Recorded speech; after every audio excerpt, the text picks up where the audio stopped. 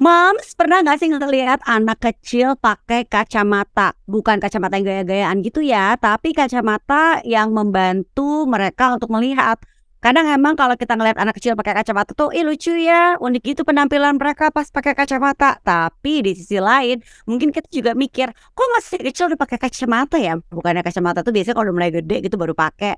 Kita jadi penasaran, kira-kira apa sih yang menyebabkan anak tuh harus pakai kacamata sejak kecil? Apakah kalau orang tuanya pakai kacamata, habis itu nanti anaknya akan pakai kacamata nih? Yuk kita cari tahu jawabannya. Kita ngobrol-ngobrol sama Dokter Primawita Oktarima SPMK MKes, dokter mata subspesialis pediatrik, oftalmologi dan strabismus PMN Rumah Sakit Mata Cicendo Bandung untuk podcast Mother and Beyond kali ini. Hai Dokter Wiwit, apa kabar? Halo Mbak Engki, baik. Apa kabar Mom semua? Semoga semuanya sehat, Dokter Wiwit sehat, Moms juga sehat ya. Oke, yuk mari kita mulai ngobrol-ngobrol tentang masih kecil kok udah pakai kacamata. Nah dok, kita jadi penasaran. Sebenarnya normal nggak sih kalau anak kecil tuh udah pakai kacamata gitu? Maksudnya kalau jadi pengen tahu nih selama dokter praktek nih, berapa usia pasien paling muda yang memang harus pakai kacamata nih dok? Oke.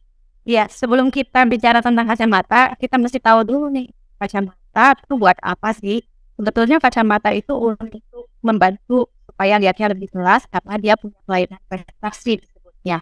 Nah, yang kelainan refraksi ini mungkin Mom semua kena, ada yang minus, plus, atau silindris.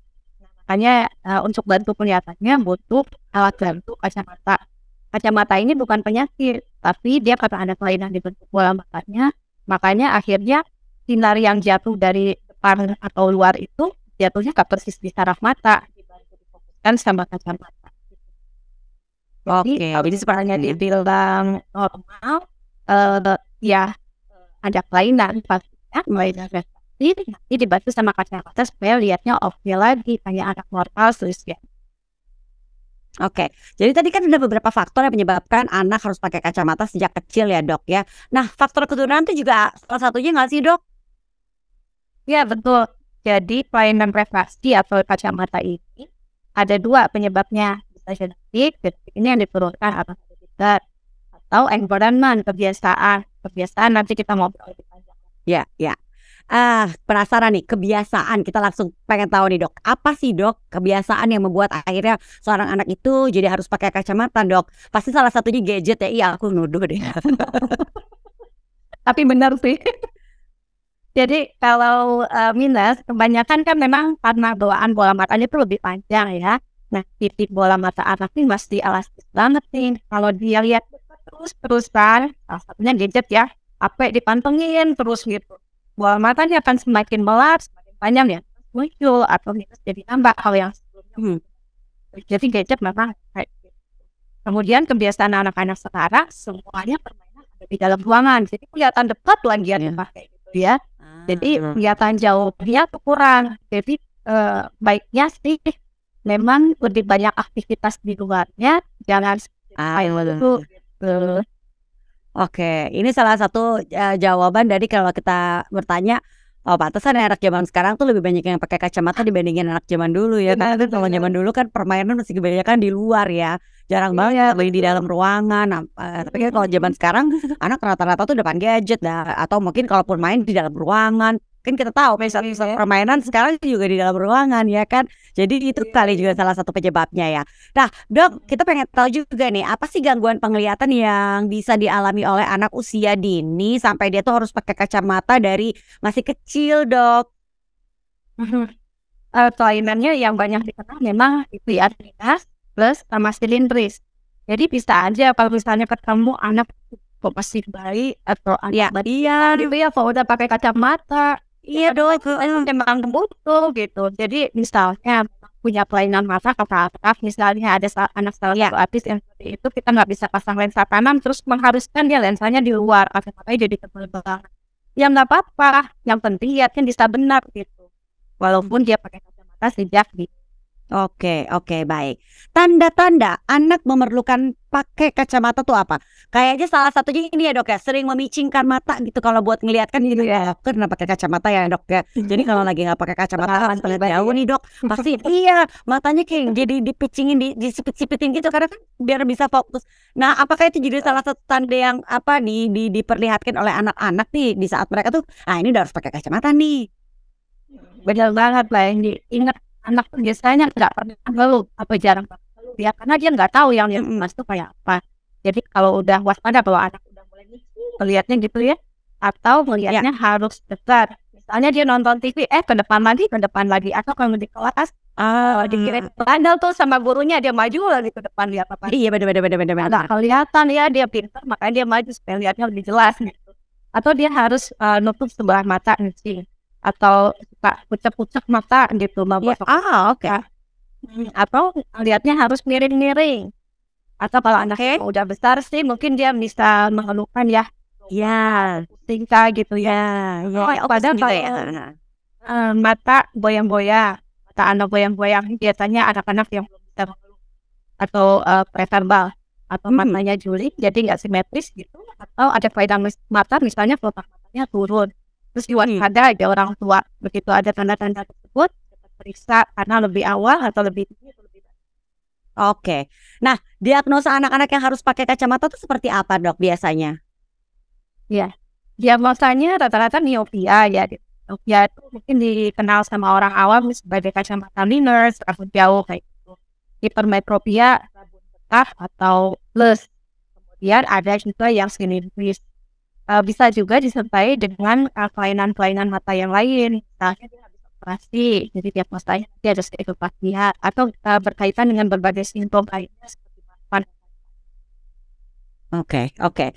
Dok, kasih tips dong gimana caranya sih sebenarnya memilih kacamata yang nyaman untuk anak-anak karena kan kita tahu ya sebenarnya kacamata tuh nggak terlalu nyaman lah buat anak-anak. Apakah anak-anak nih boleh dipakein kontak lens atau soft lens gitu dok? Oke. Tips yang pertama, bawa anaknya untuk milih kacamata sendiri. Pilih mana yang dia suka, warnanya, modelnya gitu ya. Kemudian pilih frame yang nyaman, jadi ada yang fleksibel, yang lentur tuh, jadi nggak anak-anak nyaman. Ada juga yang ada talinya, jadi anak-anak tetap bisa aktif walaupun dia pakai kacamata gitu. Untuk lensa kontak sendiri boleh, tapi sangat hati-hati sekali. Mungkin anaknya harus yang udah rada ABG ya, udah rada-rada bersih. Oke. Karena itu kan langsung nempel ke kornea mata, jadi ancaman kalau ada apa-apa nggak bersih dan sebagainya nggak teliti. Jadi iritasi. Kornea matanya iritasi nanti kalau berbekas di korneanya kelihatannya bisa turun permanen wah ribet lah pokoknya. Harus cek aja ke dokter mata kalau pakai soft lens. Oke, dan sebaiknya memang tadi usia yang udah pra remaja ya dok ya kalau mau dipakein soft lens ya dok ya. Karena udah bertanggung jawab ya. Betul.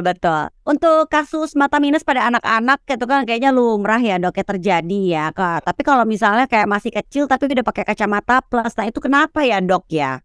Dan normal nggak sih gitu atau bisa dikategorikan lumrah nggak sih? Kalau normal sih sebenarnya nggak pakai kacamata ya, matanya sehat. Tapi kan emang ada kondisi di mana ternyata mata anaknya tuh bukan minus tapi plus. Yang biasanya kita tahu kalau plus itu kan kayak ini kalau udah mulai ya usia iya kita bilang usia dewasa ya dok ya usia dewasa matur ya. Ya. Jadi kalau plus di anak-anak tuh beda sama yang di dewasa. Kalau yang anak-anak biasanya karena kebanyakan bola mata anak tuh lebih pendek ya dibanding normal ya. Lumrah memang ada plus di anak-anak, ada yang metropia fisiologis itu sih tidak butuh kacamata, tapi ada ukuran plus tertentu di usia tertentu yang harusnya nggak ada plusnya segitu, tapi masih ada di usia segitu gitu. Jadi itu kita akan berikan kacamata karena dia akan ada keluhan, dia cepat buram, dia jauh juga buram.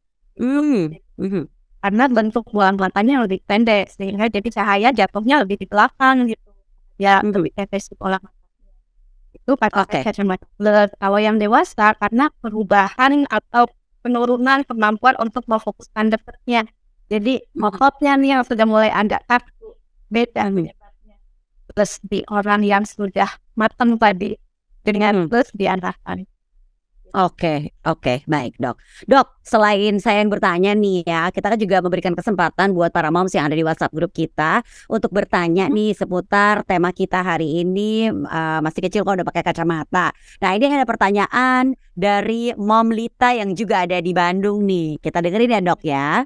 Oke dok, saya bacain deh pertanyaannya ya. Pertanyaannya adalah, anak saya yang paling kecil umur 9 tahun suka pakai kacamata bening yang murah-murah gitu tuh, seperti yang harganya 20 ribuan. Nah pas main sepeda, pas naik motor, sehari-hari tuh pokoknya suka dipakai. Itu sebenarnya boleh nggak sih dok? Boleh-boleh aja buat pelindung, nggak apa-apa pakaian sih juga nggak apa-apa. Tapi pastikan bahannya aman ya. Ah, apa tuh dok? Jadi pengen tahu nih bahan yang aman nih buat istilahnya tuh kacamata gaya-gayaan kan zaman sekarang ya dok ya. Karena ada yang bilang, pakai kacamata gaya-gayaan kan malah minus loh matanya, yang harusnya nggak minus jadi minus. Nah itu gimana tuh dok? Kalau kacamatanya kosong sih hanya untuk itu nggak apa-apa. Bahannya itu ya itu tadi, yang jangan yang ada bagian yang tajam-tajamnya karena bahaya ya. Itu aja sih yang perlu diwaspadai karena kan tetap aja bisa berisiko misalnya jatuh terus udah gitu si lensanya pecah lah, terus jadi kena ke mata, itu lebih bahaya malah. Jadi pastikan aja bahannya itu memang cukup aman untuk bisa pelindung mata dan pelindung debu dan pelindung sinar. Oke, baik dok. Lanjut ya dok, ini masih ada pertanyaan lagi dari Mom Lita, masih juga dari Mom Lita dari Bandung. Ini dia pertanyaannya. Anak saya yang nomor 2 dari kecil matanya selalu berair. Saat diperiksa ke dokter katanya ada kelenjar air mata yang terhimpit, jadi sering keluar air mata. Dan katanya ini nggak bahaya. Sampai sekarang usia 18 tahun masih sering keluar air mata. Apakah itu sebenarnya kenapa sih dok? Itu bahaya nggak? Kalau dari ceritanya kayaknya sih tersumbat ya saluran. Kalau misalnya itu terjadinya sejak dari kecil atau dari bayi, baiknya memang kita lebarkan si saluran air matanya. Tapi kalau usianya sudah berapa? Jadi 16, udah 18 dok. 18, udah cukup keras tuh biasanya di saluran air mata di sini. Biasanya kita buat saluran bypass, karena kan harusnya di air mata masuk lubang kecil di sini ada lubang yang nanti nyambung ke rongga hidung. Harusnya air mata di sana menguap dan hilang. Cuman karena tersumbat akhirnya jadi berair. Apa risikonya? Kalau terkena, berarti itu media yang baik untuk kuman tubuh. Akhirnya jadi ada mata, kemudian jadi infeksi, itu sih risikonya. Jadi sebaiknya periksa lagi ke dokter mata untuk memastikan supaya tidak terjadi risiko infeksi. Oke, dok. Kalau dari kecil udah pakai kacamata, dampaknya pas dia udah gede tuh apa ya dok? Ini berarti kalau dari kecil udah pakai kacamata akan seterusnya dong pakai kacamata dok? Dampaknya dampak apa dulu nih ya? Dampak positif, anaknya sih bisa jadi jelas ya lihatnya. Misalnya kalau lihatnya jelas, kemudian apalagi kita ngasih waktunya timingnya pas, jadi nggak telat, jadi ada mata malas kalau kita telat kan, atau LCI atau ya. Kemudian karena lihat jelas, belajar yang lebih bagus, prestasi anak jadi peningkat kan, gitu ya. Tapi kalau dampak negatifnya mungkin ya, seharusnya ini nggak terjadi sih, masih ada stigma di masyarakat atau di teman-temannya. Jadi kadang si anak itu dibully secara verbal gitu. Bahkan jadi mungkin ya orang-orang yang sudah sepuh-sepuh gitu, jelasin kok kecil-kecil udah berkacamata. Iya, nyaman sekali buat anak. Nah, stigma itu harusnya diubah. Sekarang harusnya kasihan ya kecil-kecil butuh kacamata, oh nggak dikasih kacamata jadinya lihatnya nggak jelas. Betul. Oke. Lanjut lagi dok. Kalau anak udah didiagnosa harus pakai kacamata, tapi dia nggak mau tuh dok pakai kacamata. Nah ini gimana nih dok? Bahaya nggak? Kayaknya lebih kesini di dampaknya kalau anak yang harusnya pakai kacamata tapi nggak dipakein. Kayak tadi dokter bilang, aduh kasihan deh susah ngeliat tapi nggak dipakai kacamata, kan harusnya gitu ya dok ininya ya. Nah ini gimana nih dok? Ya risikonya karena anak-anaknya kan masih tumbuh, dia masih proses belajar melihat, dan kita perlu tahu kalau indera sensorik yang paling penting itu di pertumbuhan dan perkembangan anak adalah mata sama telinga. Kalau misalnya lihatnya nggak jelas, harusnya misalnya dia di kacamata dari kecil tapi kita nggak berikan kacamata, akhirnya informasi penglihatan yang sampai ke otak juga yang kurang dong, yang salah. Memori buruk ini disimpan nih sama otak, begitu kita baru sadar pasti kacamata tapi udah telat, memori buruk di otak tidak serta-merta berubah. harus ditalami dulu. Jadi penglihatan nggak bisa langsung 100% gitu. Walaupun matanya semuanya bisa normal, pola mata normal, saraf mata normal. Kok penglihatan cuma 60% ya udah dikasih kacamata. Ya karena telat di kacamatanya, proses belajar melihatnya nggak benar. Gitu. Oke. Kalau anak telat di kacamata. Oke, baik dok. Nah, kalau anak udah pakai kacamata nih, gimana nih kita mengajarkan anak-anak kita untuk menjaga kesehatan mata mereka nih di saat mereka sudah pakai kacamata? Katanya, aku pernah dengar mesti sering-sering dibawa ngelihat, balik lagi ya dok ya, yang outdoor gitu ya dok ya, jangan lihat layar terus, jangan lihat gadget terus, nonton TV terus. Apakah benar dok itu salah satu cara untuk menjaga kesehatan mata anak dok di saat udah pakai kacamata? Iya, betul. Jadi betul, less screen time, more read time ya. Cakep. Penglihatan dekatnya yang kelebihan itu dibatasin. Misalnya gadgetnya nih, boleh, tapi cuma 1 jam aja sehari gitu. Tapi nih ya, kalau yang jarak menengah sih masih lebih oke, laptop, komputer, atau TV masih lebih apa. Kemudian setiap hari usahakan ada aktivitas di luarnya 2 jam sehari. Memang kemarin pandemik ngefek banget sih, karena kita kan karantin di rumah terus ya. Anak-anak semuanya aktivitasnya lihat dekat terus. Iya. Kemudian yang lain-lain sih biasa ya, baca harus sambil duduk, jarak membacanya perhatikan, jarak menonton juga biasanya 3 kali layar itu kalau TV, penerangan harus cukup. Kemudian jangan lupa juga saraf matanya tetap dijaga, makan buah-buah terus warna. Oke, wortel salah satunya ya dok ya. Wortel Itu kita ingat jangan berlebihan juga ya. Iya betul semuanya harus seimbang. Iya betul banget dok. Ini suka banget tadi kata-kata dokter. Ini akan saya kutip nih, akan saya ingatkan lagi nih buat para moms, yaitu less screen time, more green time. Itu tuh harus diingat ya. Nah dok, sebagai penutup, cara untuk mencegah si kecil supaya nggak pakai kacamata sejak dini. Ya mungkin satu, dia nggak punya problem, sebenarnya nggak punya masalah, kayak nggak punya faktor keturunan, orang tuanya mata sehat-sehat aja gitu kan, nggak punya permasalahan yang lain yang harus menyebabkan dia harus pakai kacamata. Bisa dong dok, matanya si kecil ini dijaga supaya ya kalau bisa nggak pakai kacamata gitu. Betul.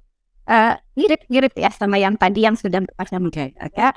Jadi itu membatasi untuk penglihatan dekat yang nggak terlalu perlu. Ya. Kemudian aktivitas di luarnya juga banyak. Yang tadi untuk kebiasaan membaca, duduk, jarak membaca diperhatikan, cukup, sama makan sayur dan buah yang cukup juga. Oke, simpel ya dok sebenarnya ya, bisa dilakukan oleh siapa aja dan gak mahal sebenarnya ya, untuk kita bisa menjaga kesehatan mata. Apa dok? Untuk yang di bawah usia 2 tahun kita nggak sarankan untuk gadget ya. Betul. Itu yang kadang-kadang biar anaknya anteng diam terus dah dikasih gadget gitu. Itu kan kayak bisa dibilang kayak pengasuh paling murah ya dok ya, kalau lagi dibawa pergi ya dikasih gadget ya. Dok, satu tambahan lagi dok, berarti yang saya juga ingin tahu, perlukah kita melakukan pemeriksaan mata rutin nih untuk anak-anak nih? Kan kita tahu kalau kayak ke dokter gigi 6 bulan sekali. Kalau untuk periksa mata tuh perlu kita lakukan juga nggak sih secara rutin dan berkala dok? Sama, betul. Jadi kalau untuk bayi-bayi yang memang berisiko, misalnya prematur, kemudian ada kelainan yang tampak jelas, posisi bola matanya kan nggak simetris, atau matanya goyang-goyang, atau nggak fokus, nggak usia fokus, dia nggak fokus gitu ya. Jadi bisa. Tapi untuk yang normal-normal aja, biasanya kita sarankan memang di usia 3 tahun, harusnya di luar negeri itu udah 3 tahun ya, mereka punya keluarga yang memang ngecek home body gitu, head to toe, jadi mereka lebih awal. Nah kalau di Indonesia memang masih belum ya, biasanya mereka bawa ya bukan SD. Kadang-kadang agak telat, ada beberapa dulu memang yang sudah kita latih, yang mereka cek untuk penglihatan di sekolah, itu kita juga membantu. Tapi kadang-kadang ada beberapa kasus yang kelainan prestasi atau kacamata ini cukup besar, cukup telat juga ternyata di usia segitu. Minus sendiri memang munculnya di usia 5-7 tahun. Tapi yang besar, yang lebih awal muncul, nah itu nanti kalau dikisahnya baru 5 tahun tuh memang mata malas sudah muncul atau lazy eye. Udah telat juga ya dok ya. 3 tahun kita sarankan, jangan khawatir anak belum bisa baca. Tapi kalau di dokter mata anak itu punya teknik pemeriksaan khusus untuk di berbagai usia. Jadi ceknya nggak kayak kalau kita orang tua lagi cek di optik atau apa pakai ditutup, ada huruf apa Huruf ini? ya. Ayo. Jadi bukan seperti itu, berbeda lagi ya caranya ya. Beda-beda ya. Yes. Harus ya. Betul, jelas sekali ya ini informasi yang disampaikan oleh Dr. Primawita Oktarima SPM KMKes, dokter mata subspesialis pediatrik oftalmologi dan strabismus PMN Rumah Sakit Mata Cicendo Bandung. Salam untuk semua teman-teman dari Rumah Sakit Mata Cicendo Bandung ya. Terima kasih juga buat Dokter Wiwit yang udah berbagi informasi sama kita di sini. Jadi kita makin tahu nih gimana caranya menjaga kesehatan mata anak, dan yang paling penting tadi gitu, kalau anaknya memang ternyata kita lihat ada tanda-tanda gejala-gejala harus pakai kacamata, aduh sebaiknya segera diperiksakan loh, kasihan itu kan berpengaruh ya untuk nanti mereka di sekolah, proses belajar mengajarnya mereka kan kasihan ya nggak dok? Iya, betul banget. Sekali lagi terima kasih ya dok, sampai ketemu lagi dan jangan lupa terima kasih buat moms yang sudah mendengarkan podcast Mother and Beyond.